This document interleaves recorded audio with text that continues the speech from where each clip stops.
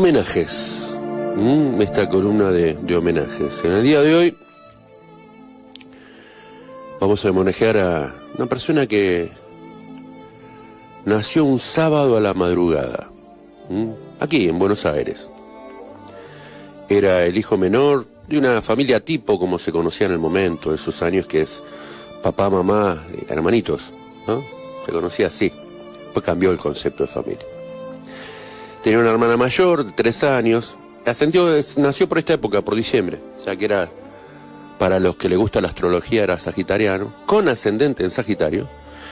Y para los que le gusta la astrología oriental, dicen que era gato para los chinos, sin ningún tipo de interpretación.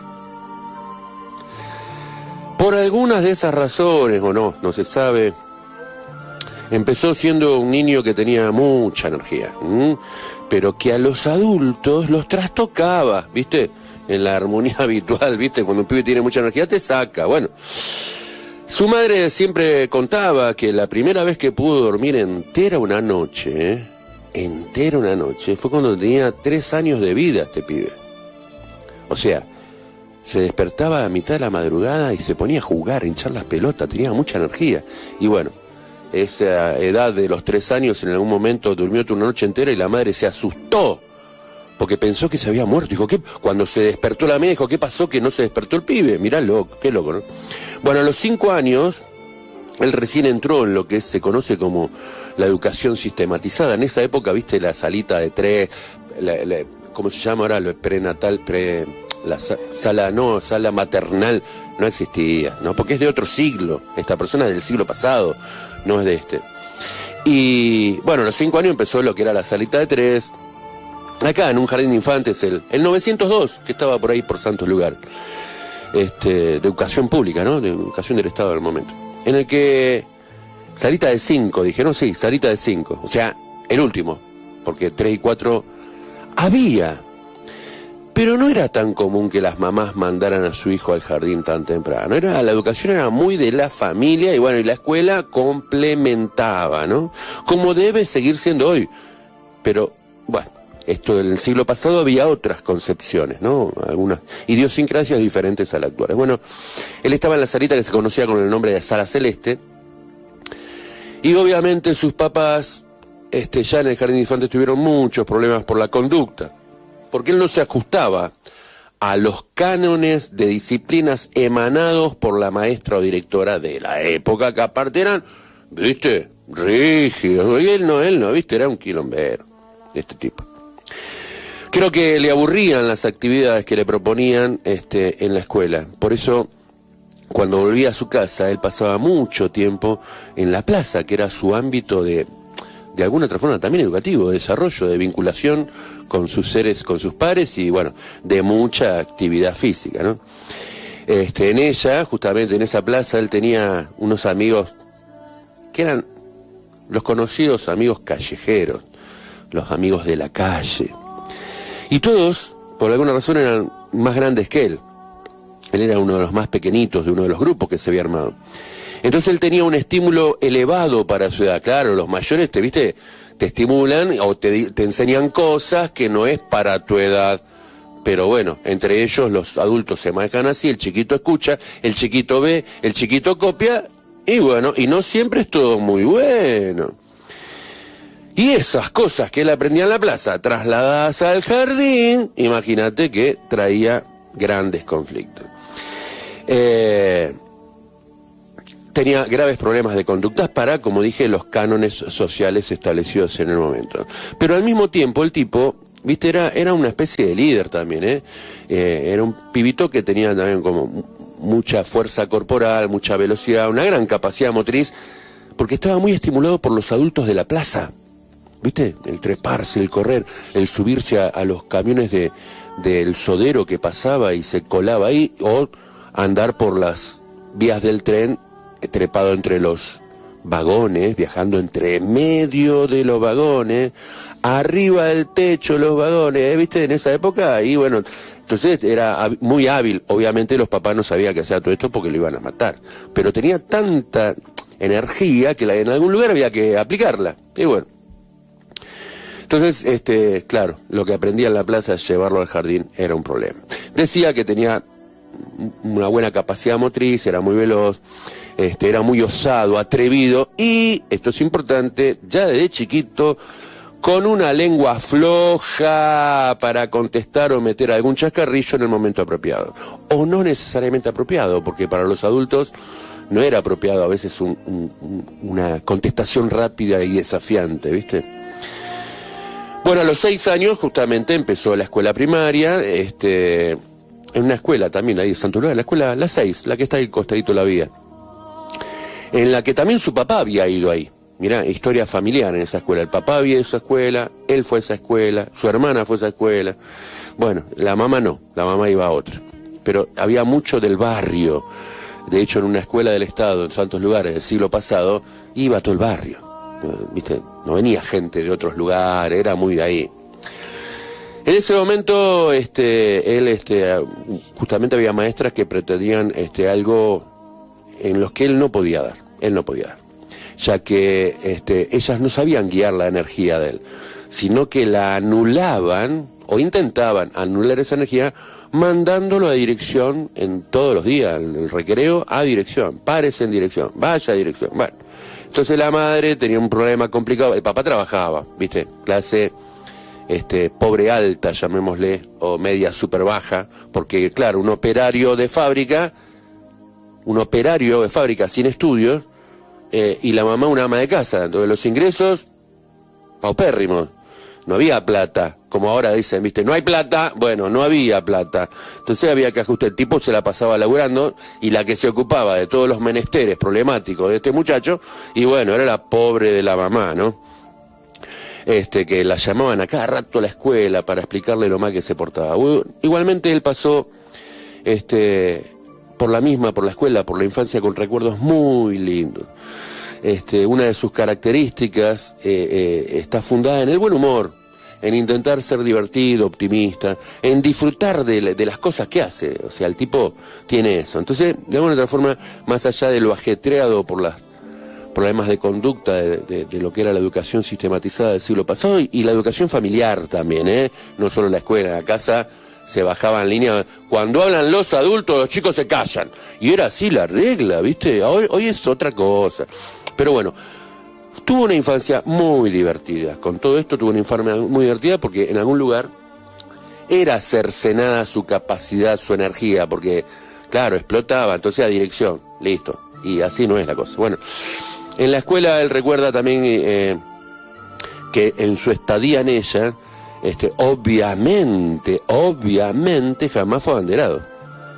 Esto de estar cerca de la bandera, no, porque no tenía buenas calificaciones y fundamentalmente era su problema de conducta. ¿Quién lo iba a elegir para que subiera? No, ni loco. Las maestras, como que era una vergüenza para las maestras, ¿viste? La única vez que recuerda que se acercó una bandera fue justamente un día, viste que se subía la bandera todos los días, no en un acto patrio, olvídate, pero todos los días se colgaba la bandera, se subía, se cantaba el Aurora, y un día que era un día de mucha lluvia, en la que hacía frío también, había faltado prácticamente toda la escuela. Y no le quedó otra a la maestra que se dio vuelta y lo vio que estaba el tipo paradito ahí porque tenía esto, que era muy importante, no faltaba nunca. No faltaba nunca a la escuela. Y la maestra se dio vuelta, miró y dijo, bueno, vaya usted. Y fue la única vez que desde una puntita de la ¿cómo se llama?, de la bandera, caminó hasta el mástil y ahí la soltó, ¿viste? Fue lo más cercano que tuvo. Qué loco, ¿eh?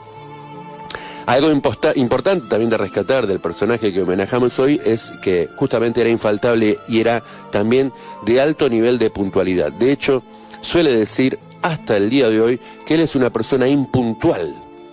¿Por qué? Porque siempre llega antes, no es puntual. La escuela primaria transcurrió entre los avatares de su comportamiento, su simpatía, su buen humor, su ganas de salir al recreo y correr, y jugar. Y un poco de su liderazgo con el grupo. Bueno, obviamente las tareas que se cumplían en la casa, porque en ese momento había tarea al hogar y eran unos cuantos renglones de completar con frases, con palabras, con cuentas, con transportadores, geometría, qué sé yo.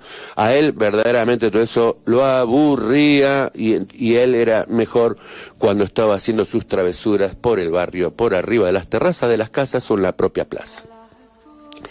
Pero llegó el 7º grado, ¿no?, en su escuela primaria, y bueno, ahí tuvo una de las mejores y más grandes vivencias que tuvo como alumno, porque por primera vez, y no se estilaba para nada eso en el siglo pasado, tuvo un maestro suplente, porque la maestra titular tuvo un problema de enfermedad, qué sé yo, que se llamaba Raúl Iacaruso, un varón.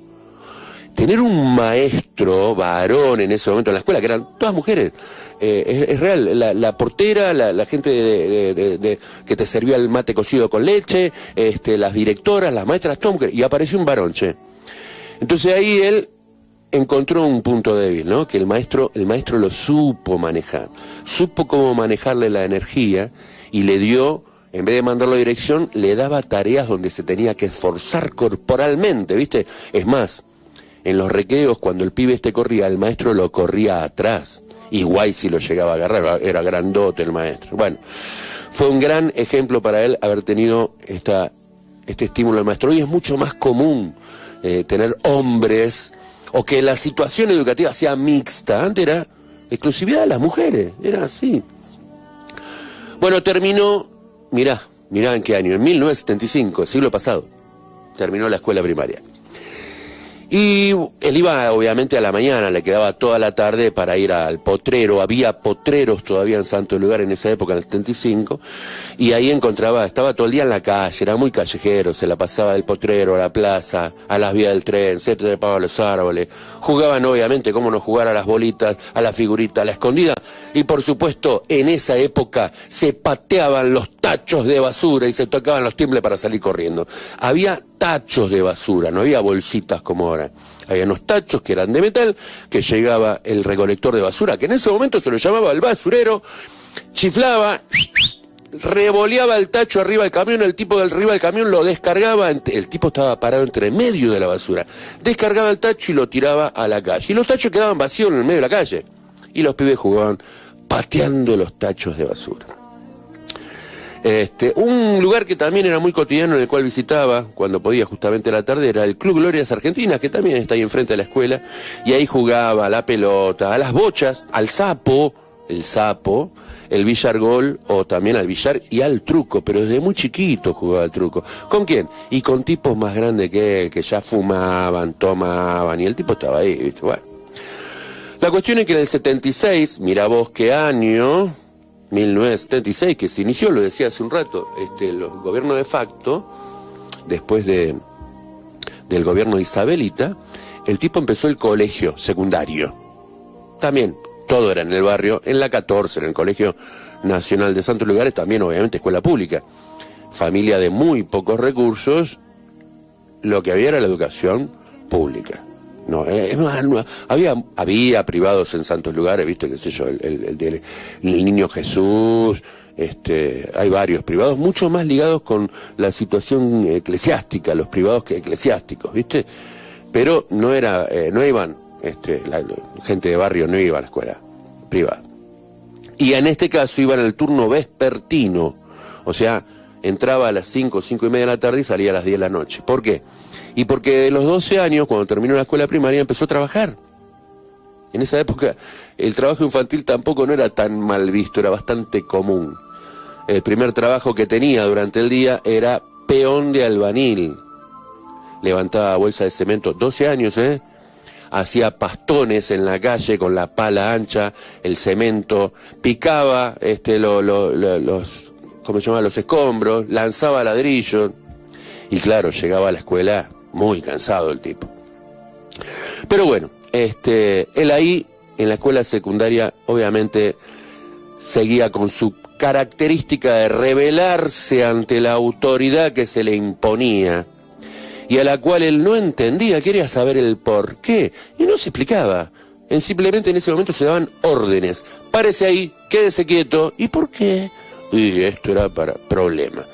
Esto se acrecentó en toda la adolescencia, en el secundario se acrecentó mucho esa cuestión de rebeldía. Justamente en los años superiores de la escuela, él tenía esos amigos adultos del barrio, ¿viste? Algunos, los que iban a la escuela.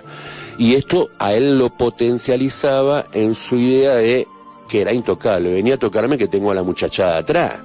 Entonces tenía una cosa así, rebeldona, ¿viste? Sacar el pecho y decir, ¿qué te pasa? Total, tenían los muchachos. Por supuesto, en todos los recreos de todos los días, él ya no iba a la dirección, iba a la preceptoría. Con respecto a estudiar, la verdad que mucho no lo hacía, ya que ese sistema educativo seguía, al igual que en la primaria, que era una forma en ese momento pedagógica que era impositiva, con pocas herramientas didácticas, se estudia de la página 123 a la 204. Y era así la clase, pero era, más que criticar, era... no estoy criticándolo, pongámonos en contexto. Era así, era como se sabía enseñar en ese momento. Y ojo, que a veces tan mal no nos fue a nuestra generación, habiendo tenido sistemas tan dictatoriales, si querés llamarle, se estudia de esta forma. Pero bueno, él se rebelaba ante todo eso. Evidentemente le faltaba siempre algún estímulo para que el medio le brindara y que lo mantuviera como contenido, ¿no? Él siempre se quería divertir. Y acrecentaba su liderazgo con esto de tener a los adultos de los cuartos, quinto año, cuando estaba en primer año, tenía a los adultos a su favor, ¿viste? Como resultado de todo esto llegó, obviamente se llevó muchísimas materias a examen final, muchísimas, diciembre, algunas que eran directo a marzo, y todos los años terminaba con las típicas 24 amonestaciones, que era el límite antes de echarlo. Amonestación número 25 era, te quedaste afuera de la escuela. Siempre llegaba al 24 y ahí tenía muchos aportes de algunos adultos que el jefe de preceptores, la vicedirectora y la propia madre trabajaban desde sus lugares para que, por favor, no lo echaran, ¿no?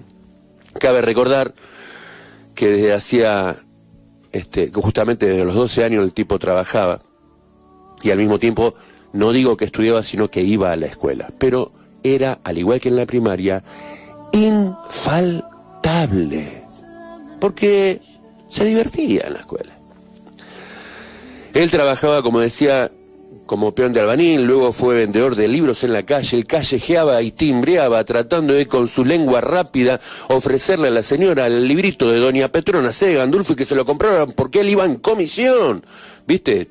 O sea que tenía eso. Después trabajó como decorador de azulejos en una cerámica, trabajó en una fábrica en la que era operario de fundición de plástico, también en fundición de goma, en un turno nocturno, trabajaba terminaba la escuela y se iba a laburar de 10 de la noche a 6 de la mañana. Contraturno total. Bueno, fue armador de cortinas plásticas, ¿te acordás de esas cortinas de colores plásticas? Bueno, él trabajaba armándola, y último, digamos, de los trabajos que hizo, así, pasó por todo lado, trabajó en una verdulería, trabajó en una feria, esta Cerrante, que la que está acá a la vuelta, que van con los carromatos, trabajaba en el puesto de papa, batata, mandioca, cebolla, ajo, ¿sí? Y se cargaba bolsas de papa al hombro, de cebolla, bueno, hasta que terminó como el último trabajo así de esta juventud, terminó trabajando como vidriero, y luego se hizo fabricante de peceras. Bueno, en todo ese periodo, él, que era tan dinámico, tuvo la posibilidad al trabajar de pagarse un gimnasio y empezó a entrenar taekwondo, ¿no?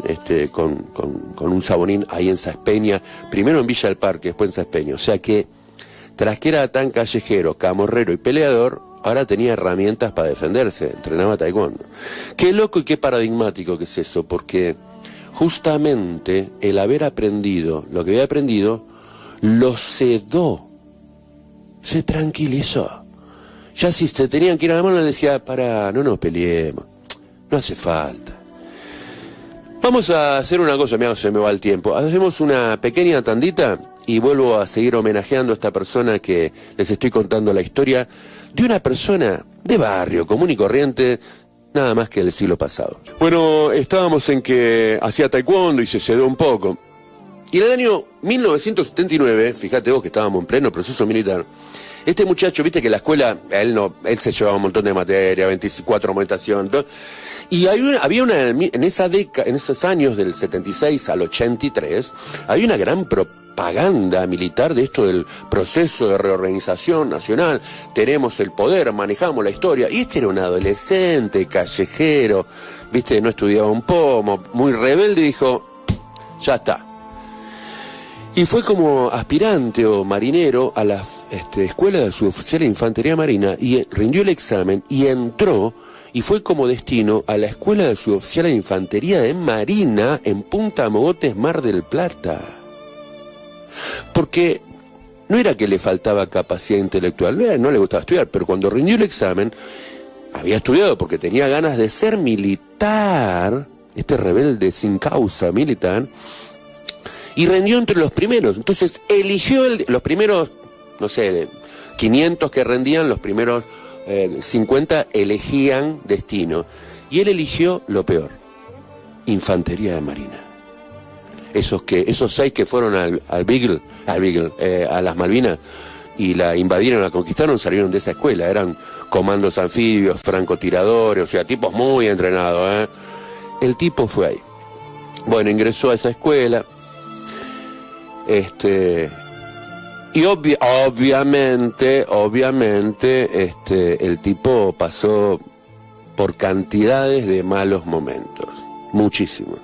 Lloraba por las noches de impotencia que sentía ante las órdenes que le daban sin explicación alguna. Recuerdan que él no le gustaba que le dieran órdenes. Bueno, estaba en pedo, entró en ese lugar. Qué malos momentos que pasó. Recuerda que justamente no aceptaba las órdenes porque él no las legitimaba, porque él no sabía de qué se trataban. Bueno, esto fue un suplicio para él. Como tenía amonestaciones en la secundaria, acá tenía arrestos, pero estos se cumplían.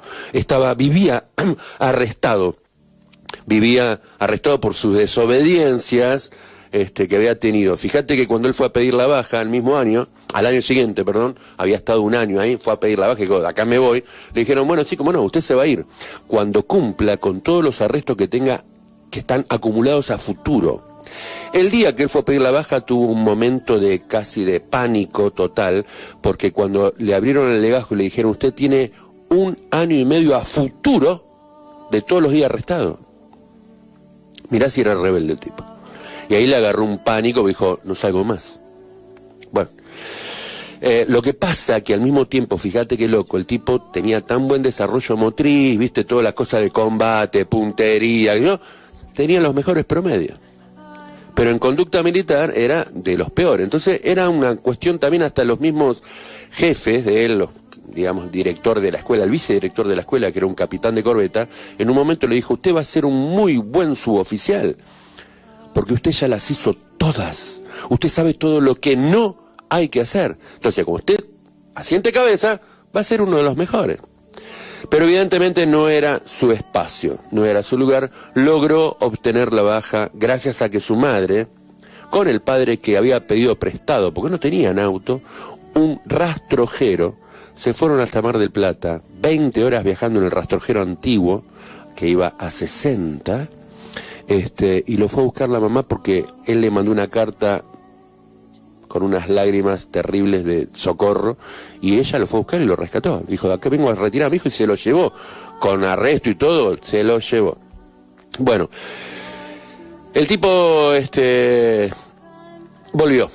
Y en el año terminó el secundario, volvió al bachiller, volvió a la escuela, terminó como pudo, a los cachetazos, pero ya, quieras o no, tenía un poquito más de coherencia en las cosas, que ya no se peleaba tanto ante la autoridad, porque había pasado por un infierno.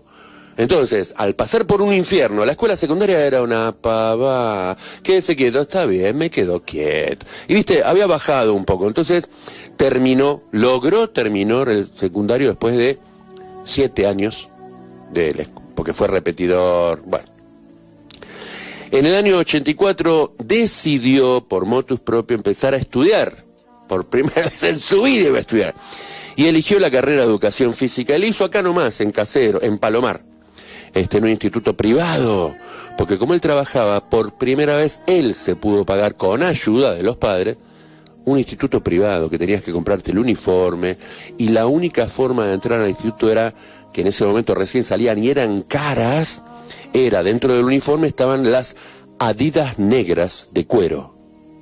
No podías ir con zapatillas blancas, rojas, a ver, no. Había que comprárselas, Adidas negras, había que poner una inversión, no sabés lo que salían esas zapatillas, bueno. Pero ¿qué pasó? En esa carrera el tipo encontró su vocación, encontró su profesión. Obviamente fue difícil encararlo desde lo económico. Ustedes recuerden que él entró en el año 84 y en el 83 veníamos de la hiperinflación. Todas las cuotas eran altísimas y los sueldos eran paupérrimos. Costó mucho poder pagarse mes a mes ese profesorado, digamos. Pero lo logró, porque él seguía trabajando. Nunca dejó de trabajar, desde los 12 años. Cursó la carrera obviamente con mucho amor, con mucho placer, estudió, fue el quinto promedio de su promoción, de 70 y pico de personas fue el quinto promedio, en 4 años de carrera, habiendo cursado 56 materias, solo 4 las llevó a final, promocionó 52, enganchó, ¿viste cuando decís? Encontró su lugar, y bueno, se dedicó a eso, a la docencia, con un buen nivel de carisma, con un buen nivel de manejo con los pibes y todo. En el 87 se recibió de profesor y en el 88 obviamente ya dejó la vidriería, hasta ese momento se bancaba los estudios con la vidriería y empezó a trabajar y trabajó de todo. La verdad que una carrera en la que empezó como auxiliar de colonia, profesor en las colonias de vacaciones, fue también en algún momento coordinador de alguna de ellas, trabajó en proyectos de investigación para elaborar el currículum de la provincia de Chubut, junto a grandes maestros del ambiente, profesionales de alto nivel. Fue profesor de country club, sábados y domingos, trabajaba en los country club de ahí, de la zona de Zárate. Llegó a ser subcoordinador de la actividad infantil de un country, era técnico de vóley en un club, trabajó como bedel en el Instituto de Educación Física Romero Brest, fue profesor de pesas y complementos en un gimnasio, trabajó en escuela primaria, escuela secundaria, fue profesor de contingentes de colonia en la provincia de Córdoba, se fue a trabajar a Córdoba, trabajó en la provincia de Chubut todo un verano, fue profesor de escuelas de natación y trabajó también como profesor ayudante de trabajos prácticos y bedel del propio profesorado donde él había estudiado. Siguió siendo secretario de un colegio secundario, fue profesor ya después en nivel terciario de las cátedras de gimnasia deportiva, fue coreógrafo, profesor y director de diferentes grupos de danza y gimnasia mezclado, que se le llamaba danza educación física. Todo esto hasta el año 1989, ¿no? Ahí, en esos años, laburó con mucho placer, trabajaba 70 horas por día, una bestia. Y empezó a dar cátedras de nivel terciario. Fue formador de docentes desde el año 1989 hasta el 2022. Formó docentes, una larga trayectoria. Trabajó, su primer cátedra fue la cátedra de educación rítmica en el profesorado de Moreno, el Jens Peter Johannes Linhart era el nombre del profesorado de Moreno, privado, ¿no? Luego fue profesor de gimnasia, fue profesor de la cátedra de danza, dio cátedras bueno, la gimnasia tenía 4 niveles distintos, trabajó en cátedras que se llamaban perspectivas lúdico-expresivas, EDIs que eran espacios de definición institucional, que eran actividades expresivas, un EDI de actividades expresivas, corporales expresivas. Y también en este momento así de ser profe de educación física, fue uno de los primeros que entró al patio de la escuela secundaria como varón. En ese momento no estaban bien vistos, y en vez de entrar al patio a dar clases con la colchoneta, el aro o la pelota, el tipo entró con un grabador y cassette y armaba coreografías, y no era bien visto porque era varón.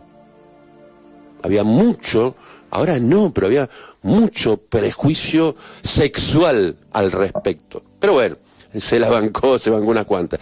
Y empezó a tomar clases, hizo algunas clases de clásico, danza jazz, de contemporáneo, de expresión corporal, se metió en el mundo del tango, hizo danza, educación física en Brasil, en San Pablo, trabajó ahí un poco de salsa, merengue, variedad, viste, el tipo siempre le gustó la variedad. Trabajó muchos años también en campamentos, en vida de la naturaleza, y siguió estudiando, se recibió de profe, siguió estudiando, hizo 2 años en una universidad, la Adventista del Plata estudiando un posgrado en Pedagogía de la Motricidad Humana. Luego estudió también la licenciatura, primero analista como título intermedio y luego licenciado en calidad de la gestión educativa en la Universidad de El Salvador. Se tenía que pagar esas universidades, pero ya en ese momento el tipo tenía un buen nivel de laburo, estaba casado, tenía 2 hijos, bancaba la casa y todo, pero laburaba mucho y la plata él siempre la entendió no como un bien para poseer, sino como un bien para autoinvertir en sí mismo. No es un gasto, es una inversión porque me enaltece la vida. Entonces, bueno, tuvo la posibilidad de representar a la Argentina en diferentes congresos, en Brasil, en Perú y en República Dominicana, con grupos de danza, con grupos de exposición. Y su vida profesional, como había incursionado en el mundo de la danza, lo llevó justamente a pelear contra esos prejuicios sociales que hablaba hace un ratito. Porque un varón en esa sociedad, moverse con naturalidad en el mundo de la danza, era siempre visto como un hecho, ¿cómo se puede decir?, peyorativo de la sexualidad propia. O sea, el contexto en ese momento te decía que eras maricón. Y me decías, ¿pero por qué? ¿Porque bailo? Bueno, un conflicto que pasó por esas vidas. Como ya dije, fue licenciado, o sea, curso de grado tuvo universitario, y llegó a trabajar a nivel de formación docente en 10 profesorados de educación física de acá, del conurbano bonaerense y alguno de Capital, como lo hizo en ICEFI, en el Club Ciudad de Buenos Aires. Y luego trabajó en el profesorado de acá, el de Ballester, de José Hernández, en el de Hurlingham, en el de Bellavista, en el de José Paz, en el de Merlo, en el de Pilar. Bueno, trabajó en 10 profesorados distintos. Llegó a tener algo que un maestro de él se lo criticó, porque llegó a tener casi 800 alumnos semanales, porque daba 72 horas de cátedra semanales. Y esto fue criticado porque decían, vos no conocés a tus alumnos, porque tenés muchos, ¿cómo haces para conocerlos? Y bueno, era real. Él siempre se acordaba de sus alumnos, de sus caras, de sus gestos, de su movimiento, de su cuerpo, pero de sus nombres, y no. Y bueno, pero trabajó mucho. Llegó a armar también en esos mismos profesorados diferentes proyectos, como armó un departamento de arte y movimiento y salud, que llevaba a diferentes profesionales a trabajar, a hacer cosas raras, armó torneos de danzas, de encuentros de danzas, de gimnasia, etcétera.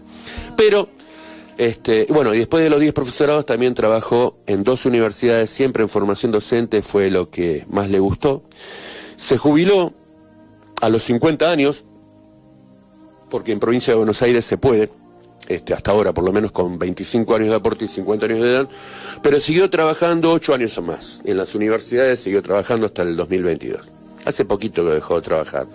Aunque él lo dijo en una de sus despedidas en un profesorado, yo me jubilo para adoptar mi derecho adquirido y voy a dejar de dar clases, pero jamás me jubilaré como docente.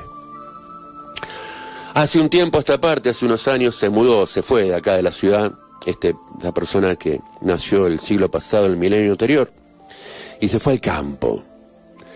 Desde el 2014 que vive en el campo. Y empezó como un hobby, pero después se lo tomó con mucho ímpetu también, algo distinto. Desde el año 2013, que empezó como columnista a hacer radio, y ahora tiene un programa que él mismo lo conduce, ¿no? Y la radio, como siempre él dice, es un ámbito de alto placer, pero que siempre lo ha nutrido de lo que es el saber. Porque aunque en la primaria y la secundaria no estudió, el terciario le dio un puntapié inicial y ahí no dejó de estudiar nunca más.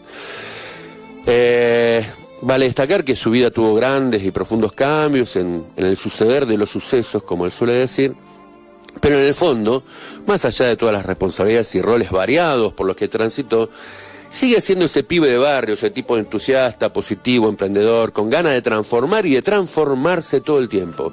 Siguiendo la idea de estudiar, de trabajar, es crítico, rebelde, pero sincero. Y por sobre todas las cosas, es apasionado de lo que hace y de lo que dice.